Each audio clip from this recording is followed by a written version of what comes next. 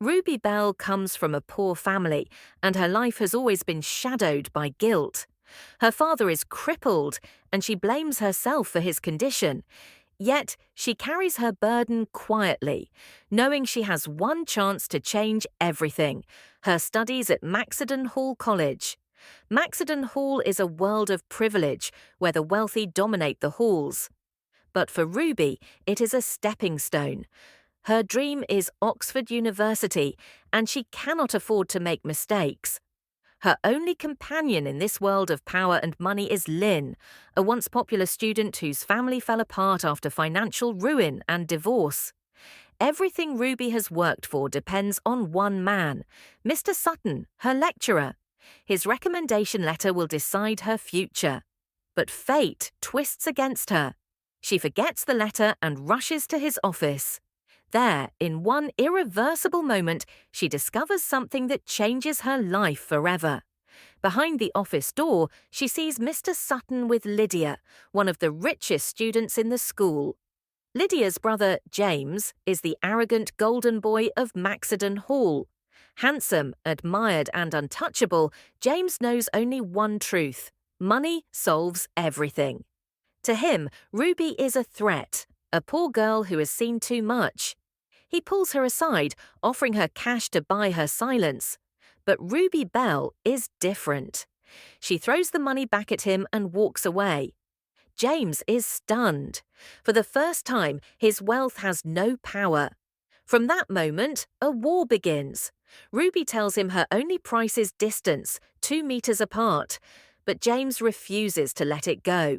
Their battles escalate, and when Ruby turns to the principal for a recommendation letter, she faces another impossible challenge. The principal, strict and unforgiving, has never written a letter for anyone. But he offers Ruby a deal. If she organizes a flawless school party, he will consider it. Ruby pours her heart into the event, determined to prove herself. The night arrives and everything is perfect. The parents are impressed, the students are entertained, and for a moment, success is within reach.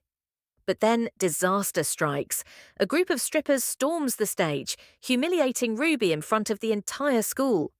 The culprit? James. He smirks, knowing he has destroyed her moment. Furious, Ruby confronts him, only to hear his cold words. If he can't silence her, he'll make sure no one believes her. The principal summons them both. He knows James is guilty, but Ruby was in charge. The punishment is unexpected. James and Ruby must now work together on the committee. If Ruby refuses, she loses her recommendation. If James refuses, he's banned from the finals. Neither has a choice. The forced partnership only fuels their rivalry. In meetings, James mocks her ideas. When Ruby's sister designs a locally made gown for the gala, James cruelly calls it trash. His words cut deep, but Ruby doesn't give up. She clings to her dreams, even as James' influence threatens to overshadow her.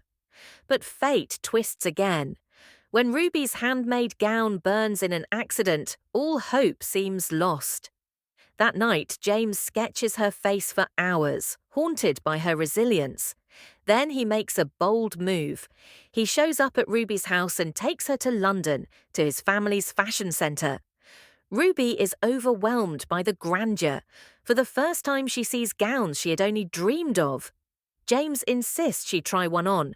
When she descends the staircase in the Victorian dress, everyone stops. She is breathtaking. James stares, captivated. Their banter softens, their rivalry fades, and for a fleeting moment, love blossoms. But the dream shatters when James's father storms in. He mocks Ruby, reminding her of her place.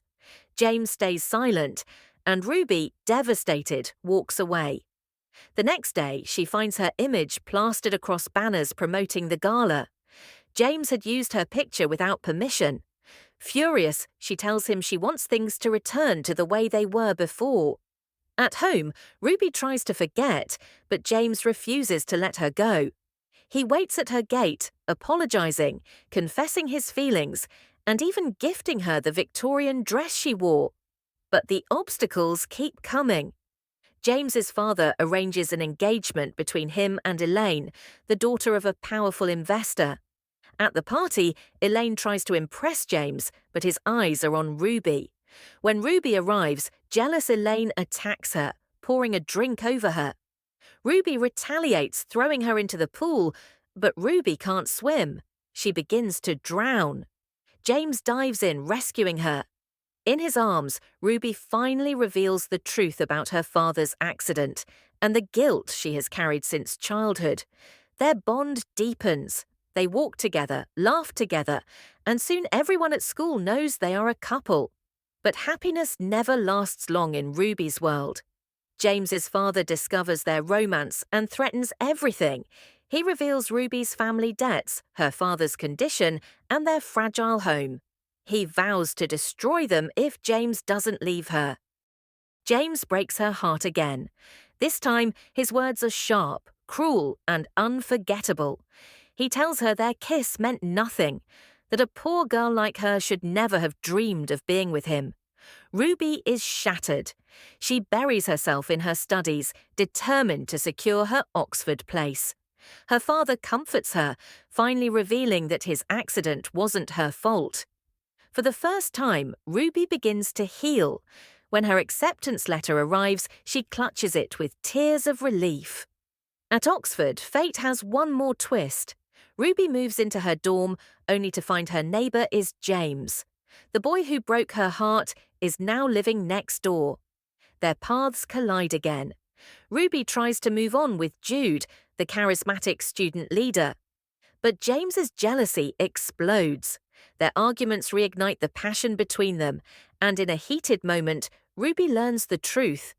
James only pushed her away to protect her from his father.